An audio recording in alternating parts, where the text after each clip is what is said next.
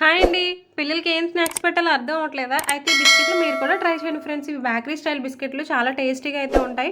నేనైతే మైదా యూజ్ చేయకుండా గోధుమ పిండితో అయితే తయారు చేశాను ఫ్రెండ్స్. ఒక కప్పు గోధుమ పిండికి ఒక ముప్పావు కప్పు షుగర్ పౌడర్ అయితే తీసుకున్నాను. కొంచెం సాల్ట్ కూడా యాడ్ చేసుకొని ఫస్ట్ అయితే వాటిని అన్నింటినీ బాగా మిక్స్ చేసుకున్నాను ఫ్రెండ్స్.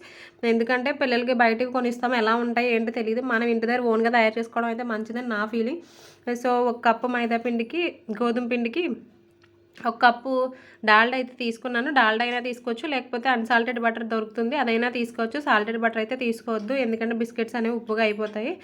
సో దాన్ని అంతటినీ కలిపి ఒక చపాతీ ముద్దలు అయితే తయారు చేసుకోండి. తర్వాత ఒక ప్లేట్ తీసుకున్న ప్లేట్కి అయితే ఆయిల్ అప్లై చేసుకుని ప్లేట్ అయితే పక్కన పెట్టేసుకోండి. బటర్ పేపర్ ఉంటే బటర్ పేపర్ కూడా వేసుకోండి. దానికి కూడా కొంచెం ఆయిల్ అయితే అప్లై చేసుకోండి. బిస్కెట్లు అయితే కింద అతుక్కుపోకుండా మనకి రిమూవ్ చేసుకున్నప్పుడు ఈజీ అవుతుంది. సో కొంచెం ఆ చపాతీ ముద్దలా కలుపుకున్నాం కదా, ముద్దలోంచి అయితే కొంచెం కొంచెంగా పిండిని తీసుకుని మనకు నచ్చిన షేప్లో అయితే తయారు చేసుకోవచ్చు. చాలా ఈజీగా తయారు చేసుకోవచ్చు. కట్ చేసుకున్న మన ఇష్టమే. సో ఇలా అయినా తయారు చేసుకోవచ్చు. నేనైతే ఈజీగానే చేసుకున్నాను ఫ్రెండ్స్. మనకు నచ్చిన షేప్ అయితే ఇచ్చుకొని మనం తర్వాత దాన్ని బేక్ చేసుకోవచ్చు. ఓవెన్ ఉంటే ఓవెన్లో బేక్ చేయండి. ఓవెన్ లేకపోతే స్టవ్ మీద అయినా సరే మనం కేక్ ఎలా బేక్ చేసుకుంటాం, కిందన చిన్న స్టాండ్ అయితే పెట్టేసి ప్లేట్ మూత పెట్టి ఎలా బేక్ చేస్తామో అలా ఆవిరి మీద అయితే వీటిని బేక్ చేయాలి. సో ఆవిరి అన్నాను కదా అని వాటర్ కానీ వేసారంక వాటర్ వేయకూడదు. జస్ట్ మన స్టవ్ మీద కేక్ని ఎలా బేక్ చేస్తామో అలాగే బేక్ చేయండి. బిస్కెట్లు అయితే చాలా టేస్టీగా ఉన్నాయి. నేను కూడా బేకరీ స్టైల్లో చేశాను. సో మా అన్నయ్య ఒకరు బేకరీ రన్ చేస్తున్నారు, ఆయన అడిగి మరీ చేశాను.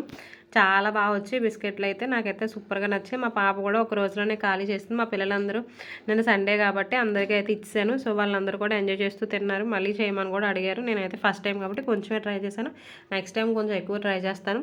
చూడండి, ఇలా కూడా చేసుకోవచ్చు. మన రోటీలో అయితే రోల్ చేసుకొని మన నచ్చిన షేప్, ఏదైనా మూతలు ఉంటాయి కదా, వాటర్ బాటిల్ కానీ లేదా ఏదైనా చిన్న చిన్న మూతలు ఉంటాయి కదా, ఆ షేప్లో అయితే మనం కట్ చేసుకోవచ్చు.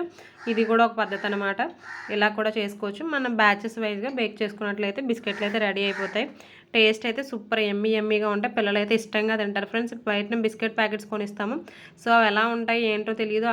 మైదా అయినా గోధుమ పిండి అయినా సరే మీ చాయిస్ ఫ్రెండ్స్. ఏదో ఒక ఇలా అయితే తయారు చేసి మీ పిల్లలకి కూడా ఇవ్వండి.